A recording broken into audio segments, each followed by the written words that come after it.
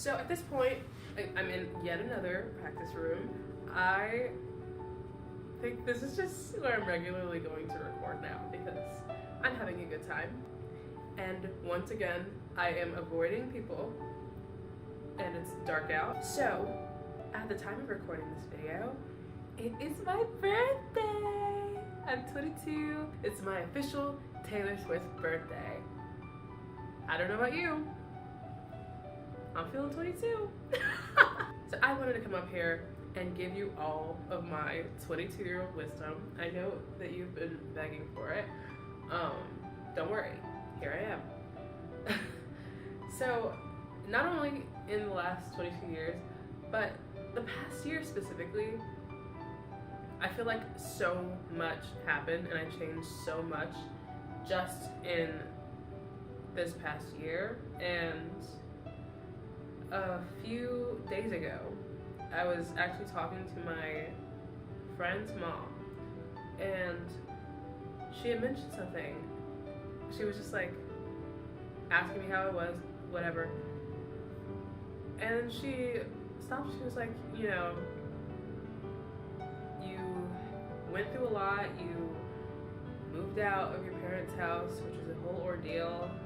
You seem to be handling it really well, and I'm proud of you. And I said, that is so nice. And then I thought about it when I got home. I was like, I really have not given myself time to be proud of myself, which I definitely deserve after the past year that I've had.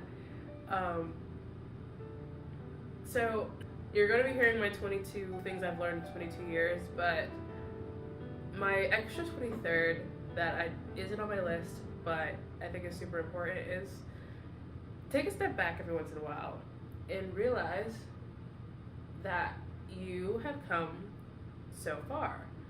And even if it feels like you haven't, and maybe it feels like you haven't because you didn't do everything that you wanted to do or that you felt like you needed to do, really, really look at where you were last year, or in the last 2 years, the last 3 years, and look at where you are now. You're not in the exact same place you were 3 years ago, 2 years ago, last year. You have come really, really far. And I think it's important to take a step back and just realize that and just live in it and come to terms with it. And be proud of yourself. You deserve it. You deserve to be proud of yourself. I don't care if nobody else is proud of you. Who cares about them? They can go kick rocks. You be proud of you, because you deserve it. So we're gonna do a little bit of a set change because I'm not doing all of the 22 reasons in this practice room. You and I are gonna take a trip back home to my room and we're gonna break this down. Okay, we're back and showing off the hair.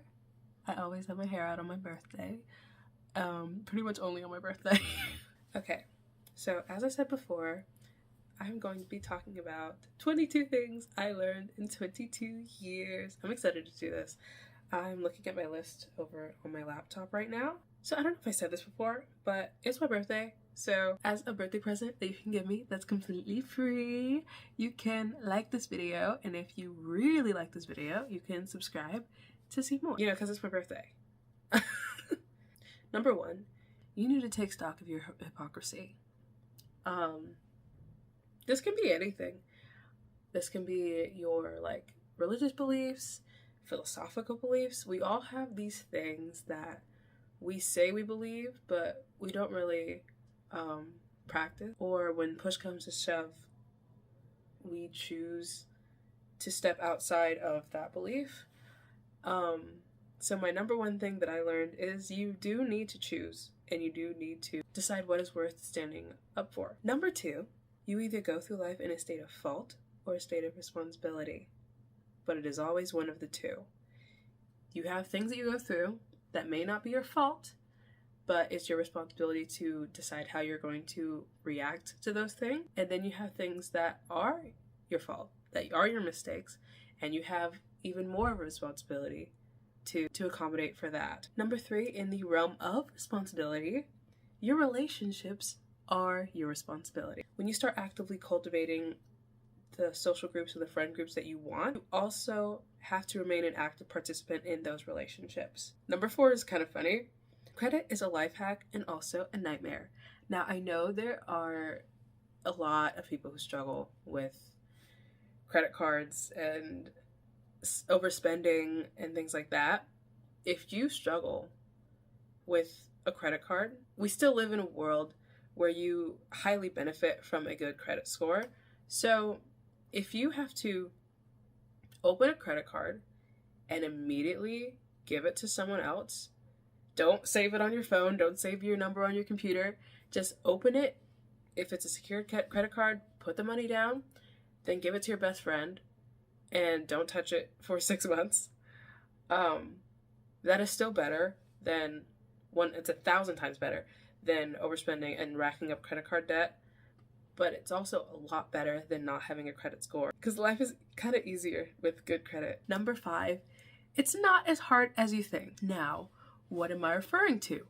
Everything. Now, I'm not talking about taking your first crack of neurosurgery outside of medical school. However, the point of this mindset is the more time you spend thinking about something and overthinking about something, the less time you spend actually preparing for that thing. The more you talk about how hard something is, the less you talk about solutions to that thing. I spent freshman and sophomore year complaining about how hard everything was. I don't understand, blah, blah, blah. This semester, I decided I was going to try just not doing that anymore. Not only not complaining, but not letting other people complain around me. And instead of spending all my energy saying, I don't know how to do this, my brain was freed up to say, this needs to be done. This is how I'm going to attempt to do it. And then the more ways you attempt to do something, the sooner you find what works. So yes, you might be looking at a hard thing to do. However, it's 1,000 times harder the more you think about how hard it is, if that makes sense. Number 6, this one is super important. And one of the biggest lessons that I learned, you don't need to keep your relationships in the default setting. What do I mean by this? As you go through your life, growing up, you sort of start accumulating people, whether it be because of close proximity, or you have a hobby that you do often, or maybe you have friends who introduce you to their friends, and then that becomes part of your circle. As time goes on, you sort of start changing and developing and becoming more of who you are, and it's natural for those relationships to change too, especially if they begun when you weren't well, or when you were toxic, or when things weren't going good for you. I had this friend, we'll call her Katie. Hi, Katie. She's probably not watching this. I had this friend. For the majority of our time together, we were acquaintances, and then we kind of just pretended to like each other. She didn't like me. I didn't like her. We were both trying to be overly nice to each other. We were both in the same circles, so we saw each other often, but we didn't like each other. And it wasn't until this past year, or maybe 2 years, where I was just like, what if I just try not pretending to be friends with people? So we kind of just drifted, stopped. I mean, it wasn't really a peaceful drift, but I kind of cut ties in a way. And let me be clear, both of our lives drastically improved after that happened. There are some friends that I had that I let go of, that my stress levels cut in half when that happened. And it's really mean. It sounds really mean to say, but it's normal. Just because you've been around a person all the time doesn't mean you need to be around that person all the time, you know? Number 7. This is funny. I forgot who said this, but it literally stuck to me for so long. Number 7 is, your life is not a dress rehearsal. Your life is the show. This can apply to everything. For me, and for like, the basic sentiment is like in regards to appearance or things like that. Like, I try really, really hard to never dress casual unless I'm like working out or in rehearsal. And even then, I will be wearing cute clothes to those things. But I was thinking about it. Again, I don't remember who said this. I was thinking about it, and I was like, how many days am I spending not looking good when I could be looking good? Started dressing up more to go to school, to go to work, to, go for a walk, And it literally feels so good. It also applies to your behavior. And appearance is an extension of that.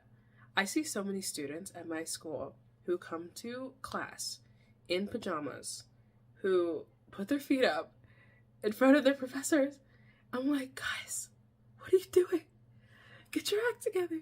You leave a lasting impression on every room you enter and walk out of. Why not make the best impression you can? This is not a dress rehearsal. These impressions that you make are real. Act like it. Number 8, your environment changes your life. Clean your room. I'm sorry.